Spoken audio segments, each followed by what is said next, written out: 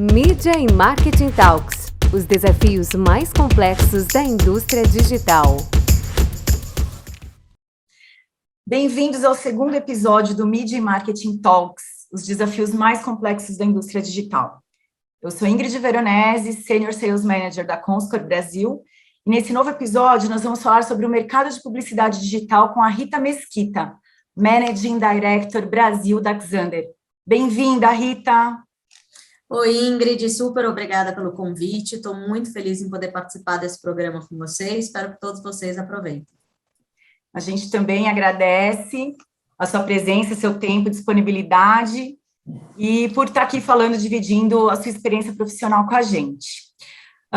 Rita, para começar, vamos falar exatamente sobre isso. Como que começou a sua experiência profissional antes da Xandr e como foi seu começo na Xandr? Nossa, eu comecei, na verdade, eu venho de outro mercado, eu sou formada em publicidade, eu comecei trabalhando no mundo de eventos, eu fui de agência, eu trabalhei com grandes clientes, tanto brasileiros como internacionais, no mundo de eventos e em comunicação below the line, e um dia me convidaram para fazer uma entrevista na Real Media, que era um desafio para tocar uma área de marketing, que era um pouco da onde vinham meus últimos backgrounds aí. Aí eu fui fazer a entrevista, ele perguntou um pouco o que eu conhecia do mundo de digital, enfim, e eu não conhecia absolutamente nada, mas eu estava super disposta a estudar, a aprender, enfim. E tinha certeza que ali era um lugar que eu ia me sentir super em casa. A Real Media aqui no Brasil tinha um lado bastante família, acolhedor, e era um desafio que eu estava bem disposta a enfrentar, assim, de conhecer uma coisa completamente diferente do que eu estava acostumada a trabalhar. Depois de mais ou menos uns 3 anos, a gente começou a trabalhar na possibilidade da venda da Real Media para uma empresa estrangeira. A gente trabalhou aí, sei lá, vou colocar aí uns 6 meses nessa oportunidade de venda, e finalmente aconteceu, a AppNexus acabou comprando a Real Media, e assim a AppNexus também criou uma presença global e na América Latina. Depois que a gente foi vendido, foi um super trabalho, muito bacana, de desenvolver novas equipes, trabalhar a integração, trabalhar a parte da cultura, como que a gente ia abrasileirar a AppNexus, né? Porque a gente sempre sabe que na América Latina as empresas têm alguns diferenciais, como elas tratam o cliente, como elas se posicionam e tudo mais. Então a gente fez um trabalho super bacana de integração das duas empresas, das duas culturas. Trouxemos muita coisa bacana, muita experiência do pessoal da AppNexus lá de fora, e acabamos também fazendo muitas mudanças na nossa oferta de produtos aqui no Brasil. Então foi super bacana, foram períodos muito bacanas, divertidos, assim, de vivenciar. E depois a gente passou por mais uma venda, né, dessa vez para a AT&T, que foi quando fundou a Xandr. Então, esse é o momento que a gente está agora, né? Já faz 3 anos dessa compra, e a Xandr é uma empresa, parte do grupo da AT&T. É como se você tivesse há 6 anos na Real Media, que foi se transmutando, na verdade, até chegar na Xandr, né? Na verdade, como se eu tivesse há 10. Eu já estou há 10 anos Real Media, AppNexus e Xandr. Eu falei que eu mudei de empresa sem ter feito entrevista de emprego, sabe? Exatamente. Engraçado, né? O mercado que vai se renovando. Eu falo que meu passado também é todo enterrado. Estou há 20 anos nesse mercado e nada do que eu comecei existe mais. Isso é bem típico da nossa indústria, né? Exatamente. Você falou bastante de cultura, né? Implementar uma nova cultura. Eu, pessoalmente, fico bastante feliz de ter aqui, de estar entrevistando uma mulher jovem, que está numa posição de liderança, numa empresa de expressão como a Xandr, e eu queria saber o seu ponto de vista, né, sobre a sua carreira, o ponto de vista feminino, de estar trabalhando numa empresa de tecnologia, como que você sentiu essa cultura? Você falou até que houve essa mudança de cultura dentro da própria empresa, e de como eles tratam, a diferença de tratar os clientes, e se isso também teve impacto na diferença de tratar os funcionários. Esse é um tema que eu gosto bastante. Se pudesse, a gente ficava aqui deliberando horas e horas e horas, tá? Eu vou tentar ser bem reduzida aqui, bem sucinta. Como eu comentei, eu venho do mercado de publicidade. O mercado de publicidade aqui no Brasil, principalmente, né, há mais de 10 anos atrás, há 20 anos atrás, era um mercado bastante machista, né, bem liderado por negociações que aconteciam em bar, conversas paralelas, universos e negociações que aconteciam nos submundos undergrounds da publicidade. Quando eu entrei na Real Media, eu não tinha nenhuma experiência em trabalhar diretamente numa empresa de tecnologia. Eu atendia como, né, do lado da agência, empresas de tecnologia, eu lidava com muita mulher no mercado de tecnologia, mas sempre ou em cargos de vendas ou em cargos de marketing. Dificilmente elas estavam assim à frente de um atendimento. Produto. Exato, dificilmente elas estavam assim no produto, elas estavam até na parte de suporte, na parte de operação de uma empresa de tecnologia em si. Então, quando eu entrei para fazer o marketing, né? Era uma posição que eu estava bem confortável e tudo mais, mas a pessoa que me contratou, 3 meses depois saiu. Então, eu me lembro de ter tido várias conversas na época de Real Media, que era assim, o que a gente vai fazer com você agora? Né? Você vai para a direita, você vai para a esquerda? E eu tenho, acho que até como muito da mulher, né, a resiliência de falar assim, não, me dá, a gente vai fazer. A gente vai aprender, a gente vai se adaptar e a gente vai construir, a gente vai fazer junto. Então, a minha experiência como Real Media, eu entrei como marketing, assumi a parte de produto, ajudei na parte de assumir depois a parte de atendimento ao cliente, a parte de operações, e tinha mulheres na parte do suporte, mas sempre foi minoria, né? Quando a gente virou a Nexus tinha uma cultura muito forte de diversidade e inclusão. Isso era um lema, era um mote da empresa. E eu me senti super valorizada, né? Eu voltei, por exemplo, da minha primeira licença maternidade, foi quando eu fui promovida a diretora, quer dizer... quando a gente teve que ser demitida, né? Quando algumas empresas ainda demitem a mulher quando ela volta da licença maternidade. E eu falava, gente, né? Os meus 1,2 m de altura, não sei o quê, né? A fama de ser brava parece que persiste, mas eu sempre tive medo dessa fase da licença maternidade. Você não sabe como que as pessoas vão reagir, né? Não só a licença, como a gravidez toda. O anúncio da gravidez já é tenso, né? Se as pessoas vão te tirar dos projetos, eu falo assim, não tem, né? Não tem também muito como me tirar, porque eu estava à frente dos projetos e tudo mais. E foi uma surpresa muito agradável, assim, ver que a empresa tinha essa cultura e trazia isso realmente no DNA dela. Isso se estendeu pela América Latina, por tudo, e perpetua até hoje dentro da Zander. Então, eu acho que a gente ainda tem, como mulher, desafios muito grandes em áreas de tecnologia. Eu vejo até como a equipe que trabalha time de suporte e tudo mais, a dificuldade que eles tinham, e tem até hoje, de contratar mulheres nesse segmento, mas eu vejo que cada vez mais existe oportunidade, existe roles onde o papel da mulher é realmente valorizado. Então, eu acho que a gente veio de um lugar não muito confortável e hoje em dia está numa posição bem, avançada ainda. Acho que não é o ideal dos mundos, mas vai demorar um pouco. Pelo menos na Zander, a gente é extremamente valorizada, assim, isso para mim é bem bacana de ver, sabe?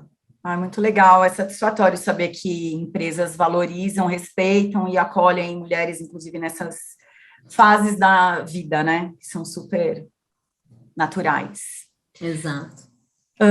Vamos falar um pouquinho sobre o que é a Zander, o modelo de negócio, o que ela faz, a situação atual, para que os nossos ouvintes também possam conhecer um pouquinho da empresa atualmente. Então, como eu falei, a Zander é uma unidade de negócio da AT&T, né? A AT&T é uma empresa americana muito conhecida pela parte de telco, mas que também tem outros braços, né? Como a Zander. É uma plataforma de tecnologia de dados que fomenta um marketplace de publicidade premium, né? Ela tem, do lado de tecnologia, 3 plataformas, né? A Zander Invest, que seria a DSP, a Zander Monetize, que seria o nosso ad server e SSP, e o Zander Curate, que é uma plataforma nova que foi lançada no ano passado, que é uma parte que une a curadoria de dados com a curadoria de inventário, né, facilitando aí um pouco da operação. A Zander, vamos colocar assim, é a Apnexus, né, depois da venda da AT&T, ela entrou no mercado aqui na América Latina em 2015, através da compra da Real Media, como eu comentei. A gente tem, hoje em dia, escritório em São Paulo e no México, mas a gente atende a América Latina como um todo, né? Em 2018, a Zander é lançada como marca oficial dentro da AT&T, que hoje em dia trabalha com essa tecnologia e inovação e que foi criada com várias pessoas. Então, é uma junção de unidades de negócio da AT&T, como a AT&T Communications, as equipes que faziam parte da Apnexus, outras empresas que foram compradas no meio do caminho e outras pessoas que vieram agregar o time após essa compra toda, né? Atualmente, a gente trabalha com grandes clientes na área de publisher, né, na área de sell-side, na área de buy-side e clientes específicos também da plataforma de curation. É bem legal você falar assim dessa linha cronológica também. Eu me recordo que em 2012 eu trabalhava numa empresa de tecnologia israelense e a gente trabalhava com AppNexus em outros países. E no Brasil parecia que eu estava falando assim uma língua do grego. Ninguém compreendia esse negócio, e mídia programática, e as agências não estavam preparadas ainda para esse mercado. E você tocou em 2 pontos assim nevrálgicos, né, do nosso mercado, que é tecnologia e inovação. Você pode compartilhar com a gente um pouco da sua visão do mercado publicitário digital no Brasil? E quais as semelhanças e diferenças com outras regiões? Acho que eu começaria dizendo que, assim, o mercado de publicidade está em constante mudança. Mas se você gosta de um mercado estático ou com pouca adrenalina, o mercado de publicidade e de digital não é o seu mundo. Assim. Às vezes eu me sinto como se fosse um trending mesmo, né? Assim, é o tempo todo. Você acha que você aprendeu tudo, que você está super falando dos hot topics, e isso aí já é passada, tá? A água já passou. Mas eu acho que hoje em dia, o mundo de publicidade, ele está tentando buscar um equilíbrio, né? Eu acho que por muito tempo ele foi visto como uma coisa muito intrusiva, principalmente no âmbito digital, e desrespeitoso. Então, acho que hoje em dia ele está tentando se equilibrar, né? A gente está vendo um monte de legislação, leis como a LGPD, como GDPR, como, enfim, CCPA, eles estão tentando fazer com que o usuário volte a ser respeitado, volte a ter uma melhor, acho que comunicação mesmo. Experiência. Exatamente, uma experiência melhor. E o que a gente vê hoje em dia? O usuário, ele consegue ditar um pouco melhor como ele quer consumir o conteúdo, né? Então, uma hora ele está absorvendo ou lendo um conteúdo no celular, no seguinte minuto ele virou para um tablet, no outro ele está numa televisão. Então, ou ao mesmo tempo. Tem vezes que você está com multitelas, cada hora vendo uma coisa, né? Aqui em casa a gente tem da Peppa Pig até o jornal, todo mundo ligado ao tempo.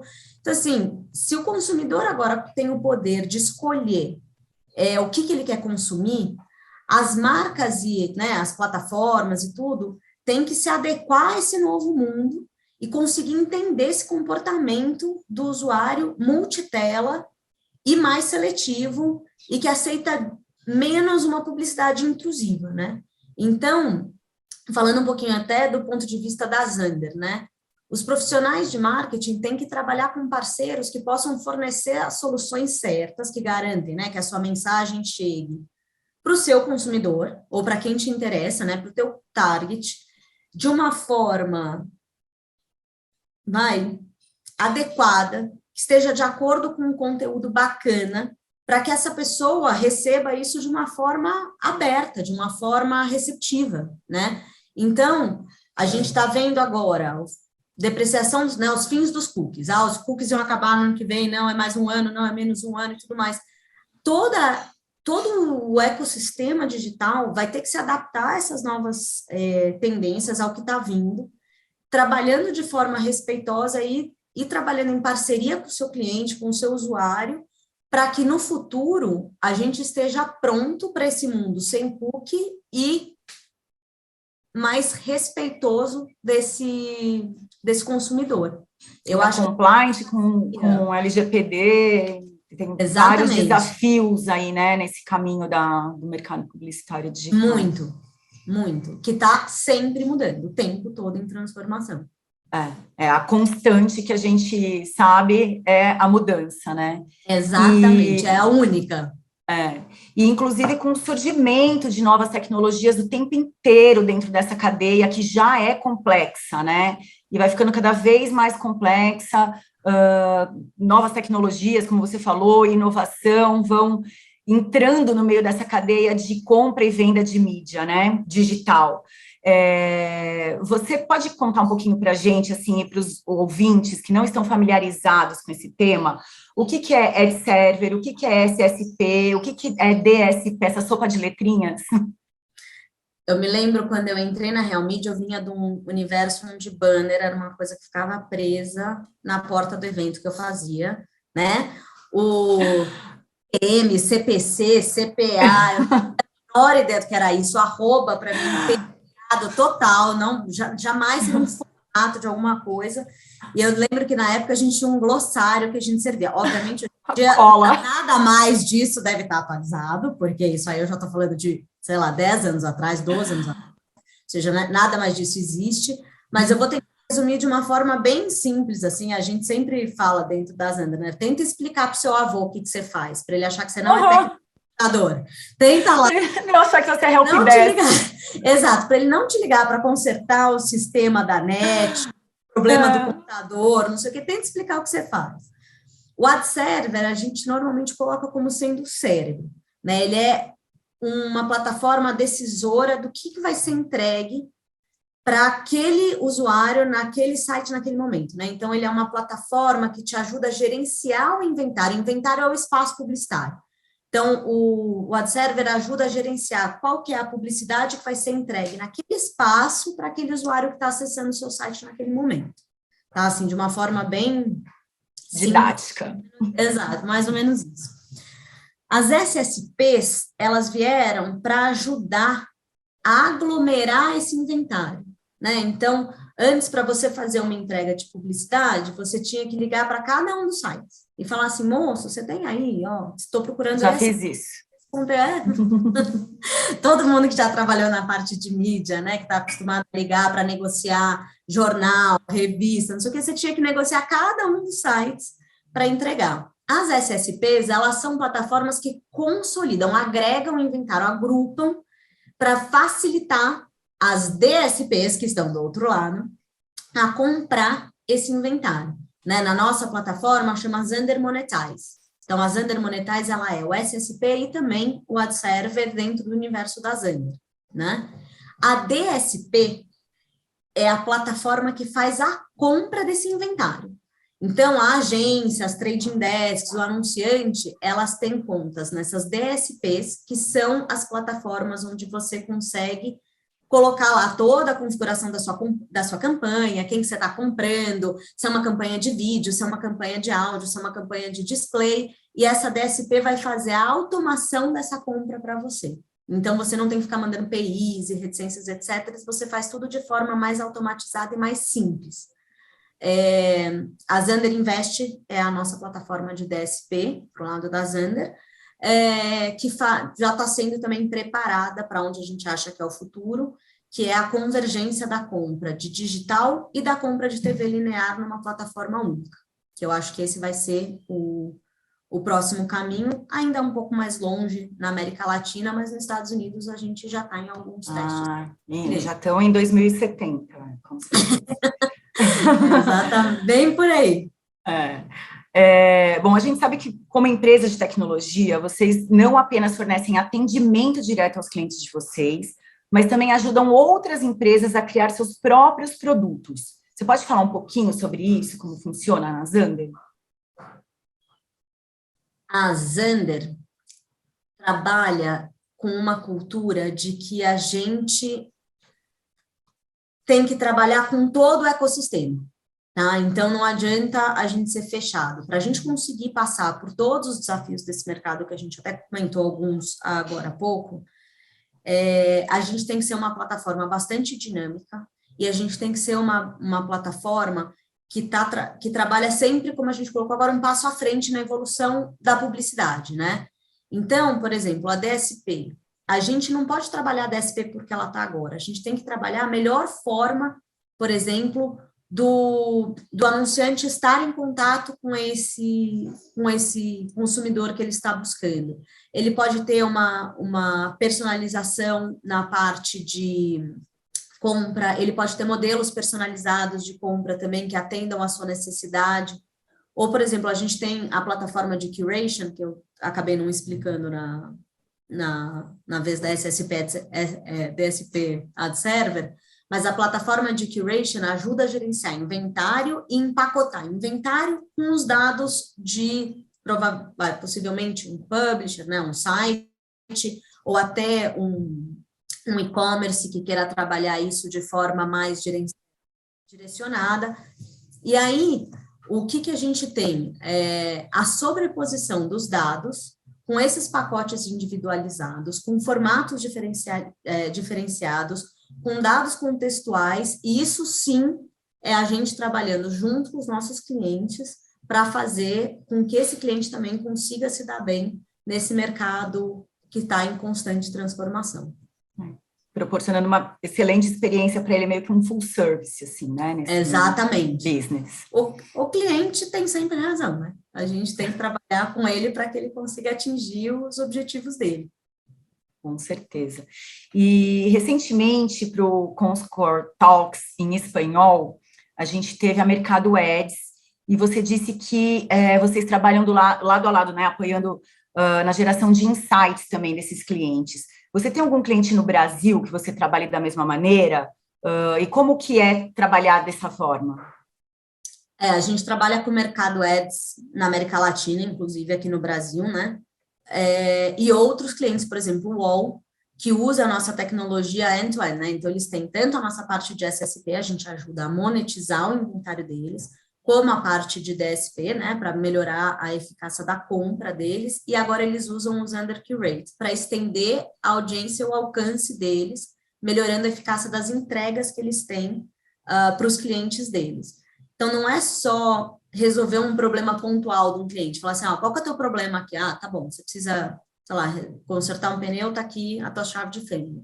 A gente tenta trabalhar passando para o cliente ideias inovadoras, como que ele pode empacotar melhor essa oferta que ele tem, como que está sendo a experiência dele no mercado, a gente pega feedback deles do como estão indo as tecnologias, se está atendendo as necessidades dele, leva isso de volta para o nosso time de produto.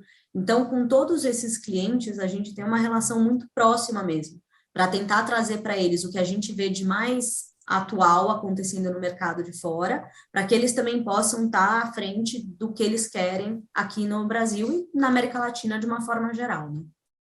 Isso já faz um link direto com a minha próxima pergunta, que eu ia falar como que é a sua visão sobre a importância de inovação nesse ecossistema da publicidade digital, né? Porque a gente já até tocou nesse assunto, mas hoje é praticamente o oxigênio dos negócios digitais, né? Não existe negócios digitais, não, principalmente dos digitais, né? Porque, principalmente com o evento da pandemia, todo mundo teve que se digitalizar de alguma forma e inovar necessariamente para sobreviver.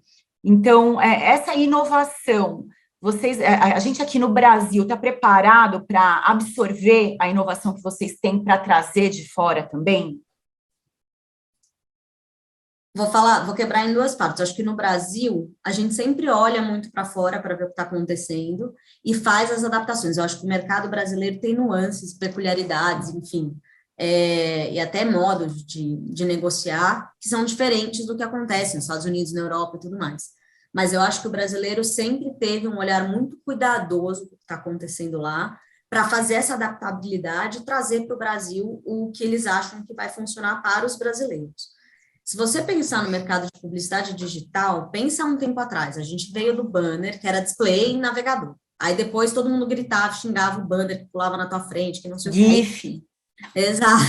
Aí vamos tirar essa parte e tudo mais. Então, de repente, temos anúncios no celular, a possibilidade de você estar atrás das pessoas o tempo todo, a pessoa está se movimentando, você está atrás dela, a pessoa está acessando seu conteúdo de um celular, você está atrás dela.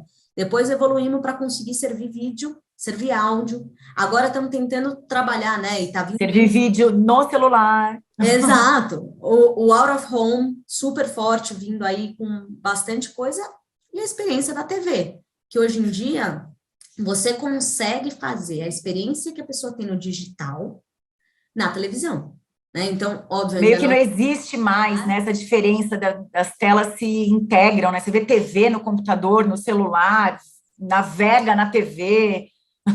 Exatamente, e a gente precisa quebrar algumas barreiras. Então, por exemplo, a maioria das pessoas nem vê qual é o anúncio que está tendo e fica só esperando a parte do pular o anúncio que está ali do lado, né? Para pular o anúncio direto para o conteúdo.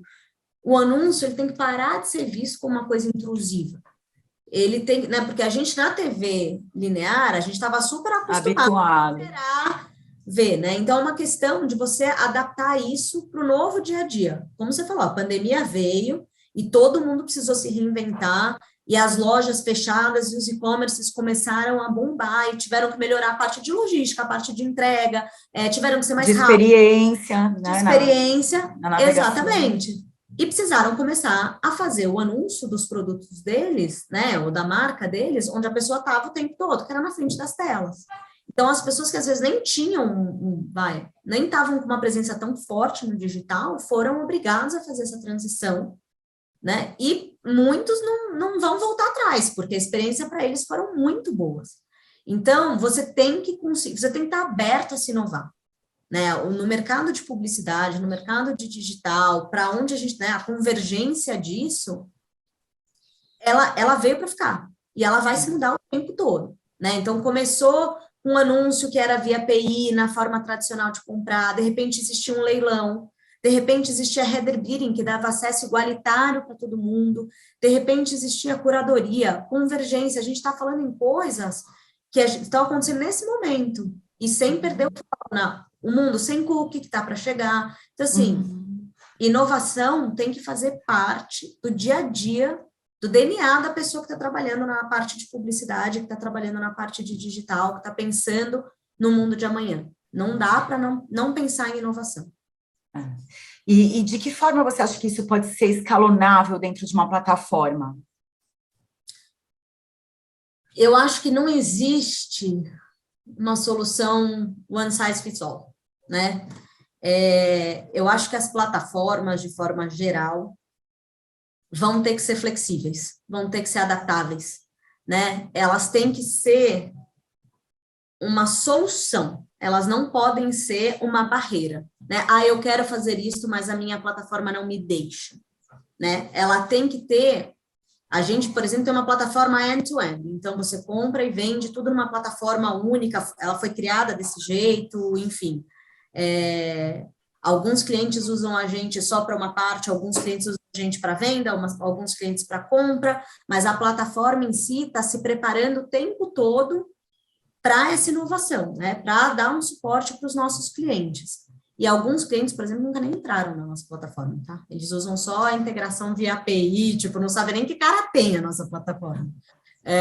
Então, eu acho que as plataformas, a tecnologia, ela tem que estar preparada para esse novo mundo de uma forma bem flexível e se adaptando o tempo todo para conseguir estar up-to-date com todas as novas tecnologias e as novas demandas que vêm por aí, né? Exatamente. A gente falou bastante, assim, do impacto da pandemia nessas mudanças, na inovação e etc. Eu queria saber que impacto a pandemia trouxe para você nessa oportunidade que a gente tem de consumir conteúdos, aprendizados, workshops, palestras, lives, que foi uma chuva, né, de conteúdos. Como que você fez e faz para se manter atualizada com esse avanço super veloz da indústria? O que você consome? Como que você tem se atualizado? O que você tem aprendido sobre essas novidades? Eu vou te falar que eu me beneficio muito de uma cultura que a Zander tem de Learn and Teach. Esse mês é o mês do Learn and Teach, onde a gente tem palestras diárias, semanais, onde cada pessoa da própria equipe, enfim, né, pode ser eu, pode ser o cara de serviço, o cara do financeiro, traz algum tipo de conhecimento para dividir com a gente. Então, a gente teve, desde Excel, aprendendo a mexer no Excel, se aperfeiçoando em tabelas, a gente fala sobre o pitch de venda, sobre uma funcionalidade nova da nossa tecnologia, um pouquinho do mercado. Quem viu aí que o fulano está fazendo tal coisa, olha que legal, fez com a nossa tecnologia, não fez. Então, esse mês do Learn and Teach, para mim, é super valioso. É um mês que a gente realmente se dedica, bloqueia horários no calendário para estar presente como um todo, assim, e foi uma das coisas que me ajudou bastante. A gente também tem uma equipe de estratégia global, que eu vou falar que eu uso bastante as análises e casos interessantes que eles lançam, para ler, para me entender do que eles estão fazendo no mundo, para ter ideia, porque às vezes você vê, o pessoal fez um projeto super legal com, sei lá, Axel Springer na Alemanha. Olha que legal, a gente pode fazer, estava falando outro dia com um publisher que pode se beneficiar e tudo mais. Então, em termos internos, eu tento usar a estrutura da própria Zander para me alimentar do que está acontecendo no mercado e do que está acontecendo no nosso próprio produto, né? Como eu falei, a gente está em constantes desenvolvimentos e tudo mais. Para o resto da indústria, eu tenho uma prática que é não assistir tudo que me convida, né? Então, por exemplo... É humanamente impossível, né? É impossível, gente, é impossível. Eu não sei como as pessoas que estão em todos os lugares ao mesmo tempo, onipresentes no mundo, eu não consigo, não dou conta. A gente vai ter, por exemplo, o Zander Connect na última semana de outubro, que acho que é até a semana que vem, nem sei mais que dia que a gente está, acho que é semana que vem. As gravações vão ficar disponíveis. Então, assim, se eu não conseguir assistir ao vivo, eu vou tentar pegar a gravação, porque, gente, não dá para assistir tudo. Mas eu passo muito tempo conversando com as pessoas do mercado, que eu acho isso super valioso. Rico.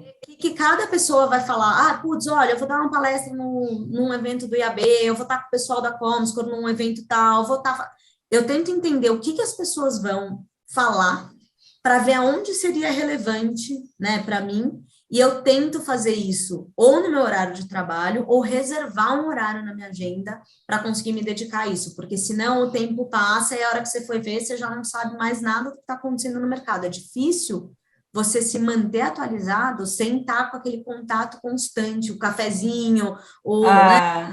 O almoço. É mais difícil você se manter atualizado de tudo que está acontecendo no mercado. A gente apanhou bastante aqui nessa pandemia, né? Se por um lado houve também uma forma de democratizar esses conteúdos, as plataformas e tal, por outro também a gente está privado desse contato próximo, pessoal, que principalmente, né, para o brasileiro faz muito sentido e é bastante rico. Isso é uma herança da pandemia, eu não sei como que vai se processar esse novo formato, mas eu queria entender também como que foi para você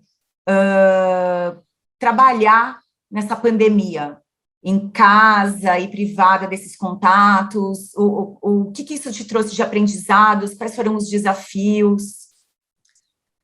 Primeiro desafio que eu tive é que quando a pandemia começou, eu estava voltando de licença maternidade, então eu não voltei de licença maternidade no meu segundo filho. Meu filho tinha 6 meses quando a pandemia começou, 5 meses, na verdade, quando a pandemia começou, e a primeira coisa que eu precisei entender era como que eu ia trabalhar com 2 crianças pequenas na minha casa. Então, assim, essa adaptação de o que vai funcionar a partir de agora e quebrar os preconceitos que eu mesmo tinha, que acho que todo mundo tinha, né? De falar assim, eu preciso estar... Não vai funcionar. Não vai funcionar. Nesse horário, eu tinha uma criança gritando, né? Outro dia eu estava até com você comentando, eu às vezes coloco um fundo falso e aparece uma cabecinha aqui atrás, tipo, é uma criança... Eu já troquei muita fralda no meio de reunião também. Exato.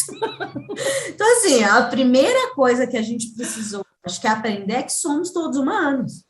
Né? É o cachorro do vizinho que late, é a internet do cara que cai. Obra no vizinho. Obra no vizinho de cima. Todo mundo fez obra, gente. Pelo amor de Deus, todo mundo quebrou metade do meu apartamento que foi quebrado durante a pandemia. Isso. Eu acho que foi uma coisa que a gente precisou realmente se adaptar.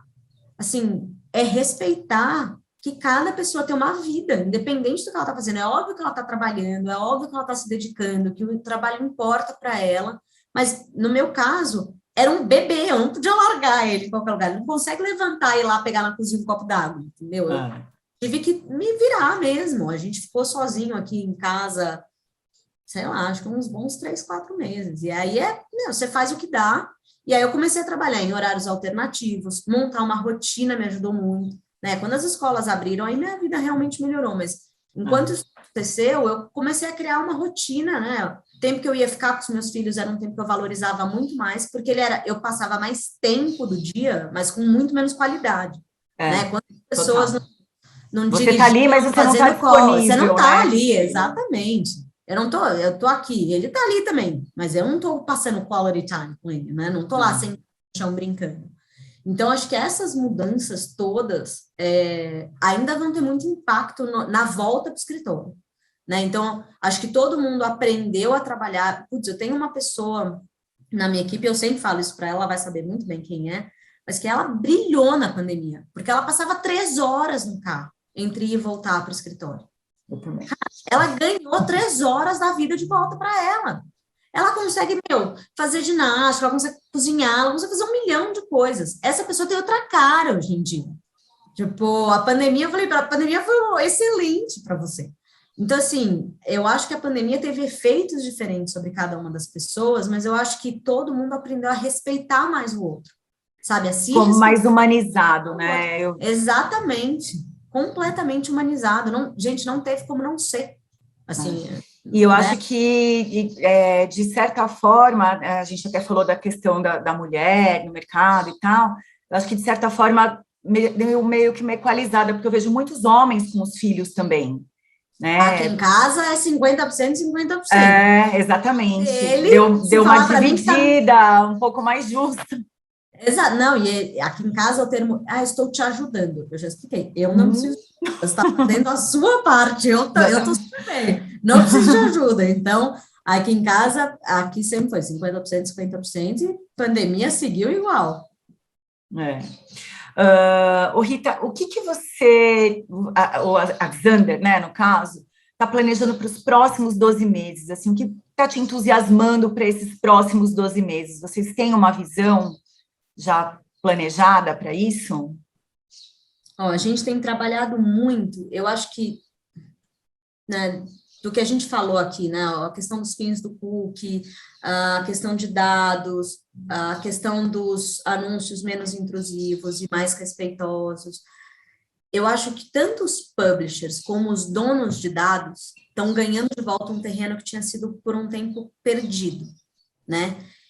E eles vão ter que entender um pouco como ativar isso de uma forma inteligente, que aumente o valor de um produto sem tirar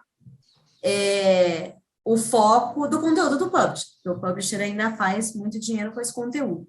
Então, eu acho que isso vem sendo uma conversa que faz muita parte do meu dia a dia com clientes, com internos, com produto, enfim. Ele tem consumido muitas horas do meu dia com vários clientes e parceiros, mas tem sido conversas super ricas e que eu acho que está começando a tomar forma para projetos saírem concretamente do papel e terem um grande impacto aí no futuro do mercado em si. Que bom, vocês estão se sentindo preparados, né? A gente falou bastante aqui de fim de cookies. Vocês estão bastante preparados para lidar com essa nova realidade? Estamos preparados, a plataforma em si, em questão de tecnologia, estamos super preparados. O que eu acho que cabe a nós, plataformas, de uma forma geral, e até donos de dados e plataformas mais voltadas para o uso de dados como a nossa, é a parte de educação de mercado. Então, assim, se a gente entendeu e se a gente passou por isso e tudo mais, como que a gente ajuda o mercado a chegar nesse mesmo nível de entendimento? Como que a gente trabalha para propagar a nossa informação, para dividir com todo mundo isso que a gente tem construído e tem ouvido e tem visto lá fora que está acontecendo e que está sendo bem aceito, está dando certo, está funcionando, enfim. Então, acho que o desafio aí também fica um pouco em como trazer as coisas que a gente vê que dá certo, ou que estão acontecendo lá fora, e ajuda na parte da educação do mercado em si. Legal. E hoje vocês conseguem pensar a mais longo prazo ou vocês estão focando mais curto prazo, até pelo aprendizado da pandemia, né, assim, o planejamento a longo prazo sempre pode sofrer impactos, né, no meio do caminho. Como que está essa questão do planejamento de vocês? Acho que a gente sempre tem um planejamento a longo prazo, uma estratégia bem definida, bem alinhada, longo prazo e tudo mais. Uma visão mesmo. Uma visão. Mas eu acho que uma das coisas que a gente tem que ter é flexibilidade, capacidade de se adaptar. Agilidade. Agilidade. Então, assim, você tendo uma estratégia bem definida, um norte, né, macro bem alinhado, você tem que trabalhar numa boa execução tática no curto prazo.